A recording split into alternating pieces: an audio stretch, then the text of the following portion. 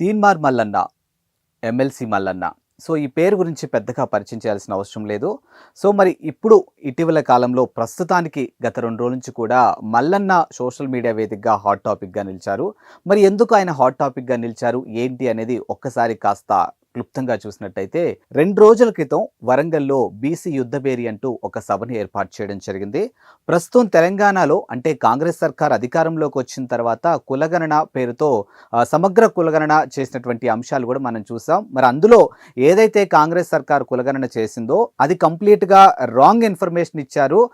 ఏదైతే కులగణన చేశారో బీసీలకి అన్యాయం చేసుకుంటూ వచ్చారు మొదటి నుంచి కూడా. అది ఏ పార్టీ అయినప్పటికీ కూడా అధికారంలో ఉన్నటువంటి ఏ పార్టీ కానీ ప్రతిపక్షంలో ఉన్నటువంటి పార్టీలు కూడా ఆ పార్టీలో ఉన్నటువంటి హయ్యర్ పొజిషన్స్ అన్నీ కూడా పెద్ద సామాజిక వర్గం అంటే ఏదైతే ఓసీ సామాజిక వర్గానికి సంబంధించిన వాళ్ళు మాత్రమే హయ్యెస్ట్ పొజిషన్లో ఉన్నారు తప్పితే ఏ రోజు కూడా బీసీలకి పెద్దపీఠం వేసింది లేదు. ఓట్లు మావి సీట్లు మీవి, ఇక మీదట అలా లేదు, సీట్లు మావే ఓట్లు మావే అనే నినాదంతో ఖచ్చితంగా మేము రాబోయే ఎలక్షన్స్లో మేము కూడా బరిలోకి ఉండబోతాం.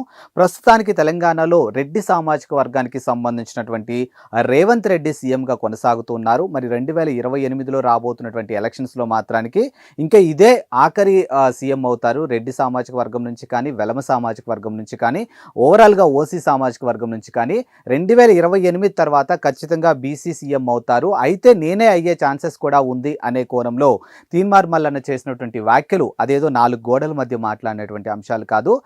చాలామంది ప్రజలు లక్షల మంది ముందు మాట్లాడినటువంటి అంశాలు. ఇప్పుడు వాటిని బేస్ చేసుకొని కాంగ్రెస్ సర్కార్ కాస్త గుర్రుగా ఉంది అనంటే అవుననే సమాధానం కూడా వినిపిస్తుంది. ఆయన బీసీ సంఘానికి సంబంధించినటువంటి అంశాలు మాట్లాడడంలో తప్పు లేదు. కానీ రెడ్డి సామాజిక వర్గాన్ని కించపరుస్తూ ఆయన ఏదైతే మాటలు మాట్లాడారో అవి చాలా తప్పు. ఒక విధంగా మా మనోభావాలు దెబ్బతిన్నాయి అనే కోణంలో కూడా ఇప్పుడు తెలంగాణలో ఉన్నటువంటి రెడ్డి సామాజిక వర్గంలో ఉన్నటువంటి కాంగ్రెస్ నేతలు కూడా కాస్త సీరియస్ అవుతున్నారని తెలుస్తుంది. అదే అంశం పైన ఇప్పుడు తీన్మార్ మల్లన్నకు, ఎమ్మెల్సీ మల్లన్నకు షోకాజ్ నోటీసులు కూడా జారీ చేసినట్టుగా అయితే తెలుస్తోంది. అండ్ దీని మీద పార్టీకి కూడా కంప్లైంట్ చేసినట్టు అంటే పార్టీలో కొన్ని డిసిప్లిన్స్ ఉంటాయి కదా. So Teenmar Mallanna MLC B form అనేది కేవలం పార్టీ నుంచి అంటే కాంగ్రెస్ పార్టీ నుంచి తీసుకొని ఈరోజు తాను గెలిచినటువంటి కాంగ్రెస్ పార్టీని నిందించడం ఎంతవరకు కరెక్టు, అది కూడా ఒక సామాజిక వర్గాన్ని టార్గెట్ చేస్తూ మాట్లాడడం అనేది ఎంతవరకు కరెక్టు అనే కోణంలో కూడా చాలామంది మాట్లాడుతున్నారు. ఈ అంశం పైన కోమటిరెడ్డి వెంకటరెడ్డి గారు కూడా దీని మీద స్పందించారు. ఏదైతే ఆయన మీరు బీఫామ్ ఏ పార్టీ నుంచి తీసుకున్నారు, ఏ పార్టీని మీరు దూషిస్తున్నారు, ఆ పార్టీలో ఉన్నటువంటి వాళ్ళ పొజిషన్స్ ఏంటి, మీరు ఏ విధంగా మాట్లాడుతున్నారు, కనీసం పార్టీకి కొన్ని డిసిప్లిన్స్ ఉంటాయి కూడా, వాటిని మీరు ఓవర్కమ్ చేశారు. ఈ విషయాన్ని తెలంగాణ సీఎం రేవంత్ రెడ్డి గారు సీరియస్గా తీసుకొని దీని మీద స్పందించాలి, అవసరమైతే తనని పార్టీ నుంచి కూడా సస్పెండ్ చేయాలి అనే కోణంలో కూడా మాట్లాడుతున్నటువంటి అంశాలు ఇప్పుడు వెలుగులోకి వచ్చాయి. మరి ఈ అంశం మీద అంటే ఇప్పుడు షోకాజ్ నోటీసుల మీద మల్లన్న ఏ విధంగా స్పందిస్తారు అనేది ఒక ప్రశ్నలా కనిపిస్తుంది.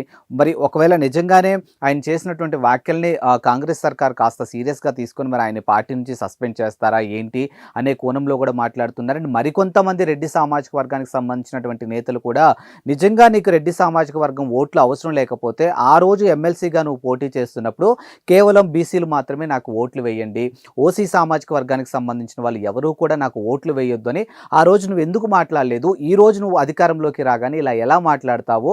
అంటే నీకు అధికారం వచ్చేంతవరకు ఒకలా మాట్లాడతావు, అధికారం వచ్చిన తర్వాత ఇంకోలా మాట్లాడతావు, అంటే ఒడ్డు వెళ్ళిన తర్వాతకి తెప్పని తిరిగేయటం అంటే ఇదే. సో ఇలాంటి వ్యాఖ్యలు చేయడం సరికాదు అనే కోణంలో కూడా చాలామంది మల్లన్న పైన సీరియస్గా ఉన్నారు. మరి ఓవరాల్గా అసలు ఈ అంశం ఏ విధంగా వెళ్ళబోతుంది అని ప్రస్తుతానికైతే ఆయనకి షోకాజ్ నోటీసులు ఇచ్చారు కాబట్టి ఆ షోకాజ్ నోటీసులకి ఆయన ఏ విధంగా రెస్పాండ్ అవుతాడు, మరి ఏదైతే ఆయన ఒక సామాజిక వర్గాన్ని టార్గెట్ చేస్తూ ఆయన మాట్లాడినటువంటి మాటలు ఏవైతే ఉన్నాయంటే అవి కొంచెం ఎక్కడో కొంచెం అన్పార్లమెంటరీ లాంగ్వేజ్ కూడా యూజ్ చేశారు అనేది కూడా వినిపిస్తుంది. మరి వీటన్నిటికీ ఆయన ఏ విధమైనటువంటి సమాధానం చెప్తారు, ఆ రెడ్డి సామాజిక వర్గానికి ఆయన ఏమైనా క్షమాపణలు కోరుకుంటారా ఏంటి అనేది తెలియాల్సి ఉంది.